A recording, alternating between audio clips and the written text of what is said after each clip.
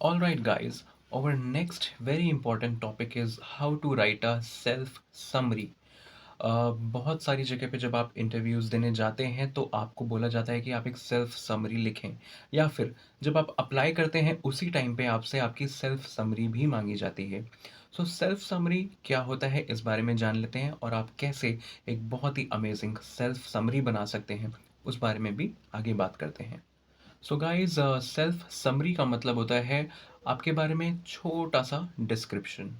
Self का मतलब होता है खुद के बारे में, और समरी का मतलब होता है छोटा सा डिस्क्राइब करना या description in short words, in short language. अब आप अपना सेल्फ समरी कैसे बना सकते हैं?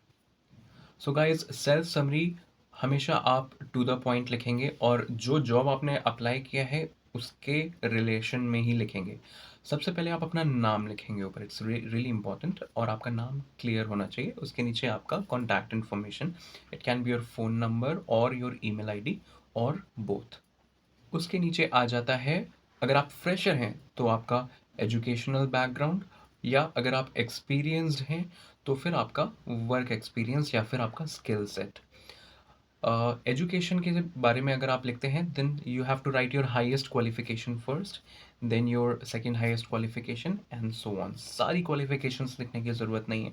ज़रूरी नहीं है कि आप अपनी स्कूलिंग मेंशन करें, आप अपना पोस्ट ग्रेजुएशन और ग्रेजुएशन और कुछ एडेड सर्टिफिकेशंस अगर हैं तो बस आप वही लिख सकते हैं, and that will be good enough. अगर आप वर्क एक्सपीरियंस मेंशन कर रहे हैं तो सबसे पहले जो आपका हाईएस्ट वर्क एक्सपीरियंस है, यानी कि जो सबसे रीसेंट है, आप उसको लिखेंगे। उसके बाद 2-3 आप वर्क एक्सपीरियंसेस और लिख सकते हैं जो कि उससे पहले के हों। अगर आपके पास बहुत ही लेंदी वर्क एक्सपीरियंस है, then in short you can write that you hold nearly 20 years और 15 years of work experience in the field of this and so on. उसके बाद गाइस, आपको 2 या 3 लाइनों में अपना जो भी वर्क प्रोफाइल है वो डिस्क्राइब करना होता है, दैट व्हाट यू डू और what you have done in your past. अगर आप एक्सपीरियंस्ड हैं तो आप ऐसे लिखेंगे दैट यू मेक सॉफ्टवेयर्स और यू डू सॉफ्टवेयर टेस्टिंग। फिर आप किस तरह के सॉफ्टवेयर्स की टेस्टिंग के बारे में कर रहे हैं, कितने टाइम से करते आए हैं, कौन से टूल्स आप यूज़ करते हैं, ये सारी चीज़ें आप 2 से 3 लाइनों में आसानी से लिख सकते हैं। अगर आप एक फ्रेशर हैं तो आप ये लिख सकते हैं कि आपने कहाँ-कहाँ पे इंटर्नशिप करी है, या फिर आपने अगर कहीं कुछ प्रोजेक्ट्स करे हैं, या फिर आपके कॉलेज के किसी कमिटी के साथ आपका कोई एक्सपीरियंस है तो आप वो उसको मेंशन कर सकते हैं। गाइस, एक बार जब आप अपने वर्क प्रोफाइल रिलेटेड छोटा सा डिस्क्रिप्शन लिख देते हैं 2 से 3 लाइन का, उसके बाद आपको मेंशन करना है कि what is your potential skill set, यानी कि आप क्या चीज़ करने की क्षमता रखते हैं।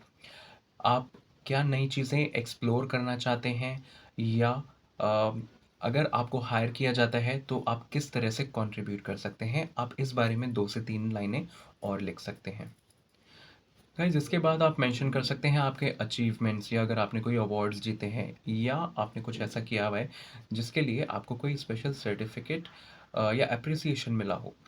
आपके स्कूल का भी हो सकता है, आपके कॉलेज का भी हो सकता है, या फिर आपके वर्क रिलेटेड भी हो सकता है। जो लोग एक्सपीरियंस्ड हैं वो लोग अपने वर्क रिलेटेड ही मेंशन करें कि आपने काम में, अपने एक्सपीरियंस में ऐसा क्या स्पेशल किया है कि आपको अप्रिशिएट किया गया है।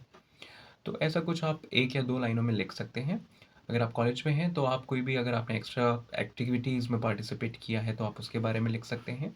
लेकिन बहुत ज़्यादा आप उसको एलैबोरेट ना करें, एक शॉर्ट और क्रिस्प प्रिसाइज़ ही रखें उसको।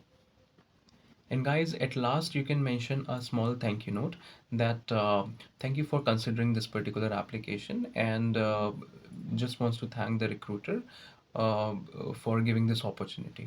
कुछ इस तरह से आप शॉर्ट फॉर्म में उसको लिख सकते हैं। मेक श्योर आप अपनी लैंग्वेज में ये सारी चीज़ें बनाएं, एग्जैक्टली कॉपी पेस्ट ना करें।